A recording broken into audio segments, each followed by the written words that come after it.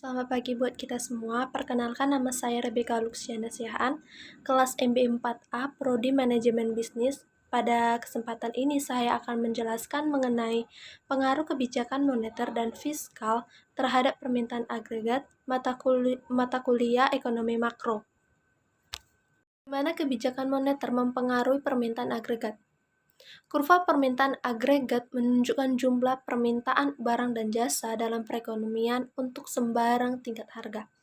Kemiringan kurva permintaan agregat bergerak menurun karena 3 alasan berikut. Yang pertama, pengaruh kekayaan.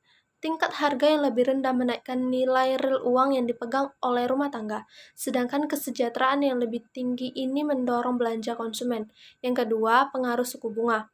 Tingkat harga yang lebih rendah menurunkan suku bunga karena orang berusaha untuk meminjamkan kelebihan uang yang mereka pegang, sedangkan suku bunga yang lebih rendah mendorong pengeluaran untuk investasi.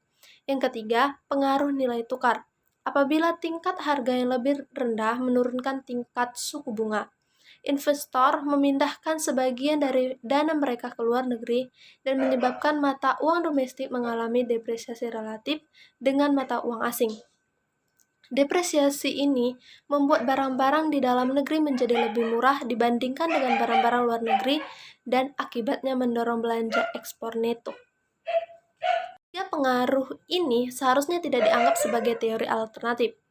Sebaliknya, ketiganya ini terjadi secara bersamaan untuk meningkatkan jumlah permintaan barang dan jasa ketika tingkat harga turun dan untuk menurunkannya ketika tingkat harga naik. Meskipun sama-sama menjelaskan bentuk kurva permintaan agregat yang miring ke bawah, ketiga pengaruh tersebut tidak sama pentingnya dan berbeda-beda menurut jenis perekonomian. Teori preferensi likuiditas.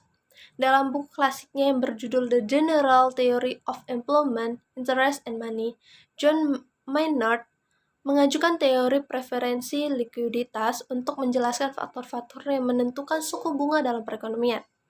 Teori tersebut pada dasarnya tidak lebih dari penerapan penawaran dan permintaan. Menurut Keynes, suku bunga berubah-ubah untuk menyimbangkan penawaran dan permintaan uang. Suku bunga nominal adalah suku bunga yang umum dilaporkan dengan suku bunga real adalah suku bunga yang telah dikoreksi dengan pengaruh inflasi. Dalam analisis yang akan kita lihat, tingkat inflasi harapan diasumsikan konstan. Oleh karena itu, apabila suku bunga nominal naik atau turun, suku bunga real yang diinginkan oleh orang juga naik atau turun.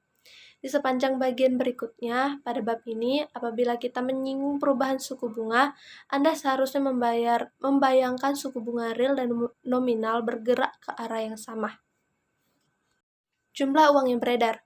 Bagian pertama dari teori preferensi likuiditas adalah jumlah uang yang beredar. Bank sentral biasanya mengubah jumlah uang yang beredar, terutama dengan mengubah jumlah cadangan dalam sistem perbankan melalui pembelian dan penjualan obligasi pemerintah dalam operasi pasar terbuka. Apabila bank sentral membeli obligasi pemerintah, uang yang dibayarkan untuk obligasi tersebut biasanya disimpan di bank-bank dan ditambahkan ke dalam cadangan bank. Apabila bank sentral menjual obligasi pemerintah, uang yang diterima dari obligasi tersebut ditarik dari sistem perbankan dan cadangan bank berkurang. Perubahan cadangan bank ini lantas menimbulkan perubahan kemampuan bank untuk memberikan pinjaman dan menciptakan uang. Karena ditetapkan oleh kebijakan bank sentral, jumlah uang yang beredar tidak bergantung pada variabel ekonomi lainnya. Secara kursus, jumlah uang yang beredar tidak bergantung pada suku bunga.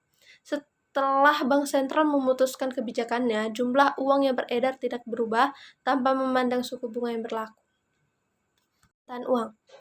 Bagian kedua teori preferensi likuiditas adalah permintaan uang. Sebagai langkah awal dalam memahami permintaan uang, ingat kembali bahwa likuiditas segala aset adalah kemudahan aset tersebut diubah menjadi alat pertukaran dalam perekonomian. Uang merupakan alat pertukaran dalam perekonomian sehingga sesuai dengan definisinya merupakan aset paling liquid yang tersedia. Likuiditas yang menjelaskan permintaan uang. Orang lebih memilih untuk memiliki uang daripada aset lain yang memberikan tingkat hasil lebih tinggi karena uang dapat digunakan untuk membeli barang dan jasa. Faktor yang digarisbawahi oleh teori preferensi adalah suku bunga. Alasannya adalah suku bunga merupakan biaya kesempatan untuk memiliki uang. Bagaimana kebijakan fiskal mempengaruhi permintaan agregat? Pemerintah dapat mempengaruhi perilaku ekonomi tidak hanya melalui kebijakan moneter tetapi melalui kebijakan fiskal. Dalam jangka pendek, pengaruh utama kebijakan fiskal adalah terhadap permintaan agregat barang dan jasa. Yang pertama, perubahan-perubahan dalam pembelanjaan negara. Ketika mengubah jumlah uang yang beredar atau tingkat pajak, pemerintah mengubah kurva permintaan agregat dengan mempengaruhi keputusan belanja perusahaan atau rumah tangga. Sebaliknya, ketika mengubah belanja barang dan jasa sendiri, pemerintah mengubah kurva permintaan agregat secara langsung. Efek penggandaan. Efek penggandaan atau multiplier efek adalah pergeseran tambahan pada permintaan agregat yang muncul jika kebijakan fiskal ekspansif meningkatkan pendapatan yang menyebabkan kenaikan belanja konsumen. Efek pengendalian ini berlanjut ketika belanja konsumen meningkat. Perusahaan-perusahaan yang memproduksi barang-barang konsumen mempekerjakan lebih banyak orang dan meraih lebih banyak keuntungan. Pendapatan dan keuntungan yang lebih tinggi kembali mendorong belanja konsumen. Oleh karena itu, ada umpan balik positif terhadap permintaan yang menimbulkan kenaikan pendapatan dan menyebabkan permintaan menjadi lebih meningkat. Apabila seluruh efek ini digabungkan, efek totalnya terhadap jumlah permintaan barang dan jasa dapat lebih besar daripada rangsangan awal dari belanja pemerintah yang lebih besar. Efek penggandaan yang muncul akibat respon belanja konsumen ini dapat diperkuat melalui respon investasi terhadap tingkat permintaan yang lebih tinggi. Penerapan lain dari efek penggandaan. Akibat efek penggandaan, $1 belanja pemerintah dapat menghasilkan lebih dari $1 permintaan agregat. Namun, dasar pemikiran dari efek penggandaan ini tidak terbatas pada perubahan belanja pemerintah. Sebaliknya, logika tersebut berlaku terhadap segala peristiwa yang mengubah semua komponen PDB, konsumsi, investasi, belanja pemerintah atau ekspor neto.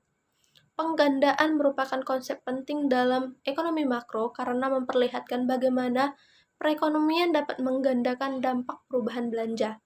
Perubahan awal yang kecil dalam konsumsi, investasi, belanja pemerintah, atau ekspor neto dapat berdampak besar terhadap permintaan agregat. Demikianlah penjelasan saya mengenai pengaruh kebijakan moneter dan fiskal terhadap permintaan agregat. Jika ada kesalahan kata, mohon dimaafkan. Semoga penjelasan saya tadi dapat bermanfaat. Terima kasih.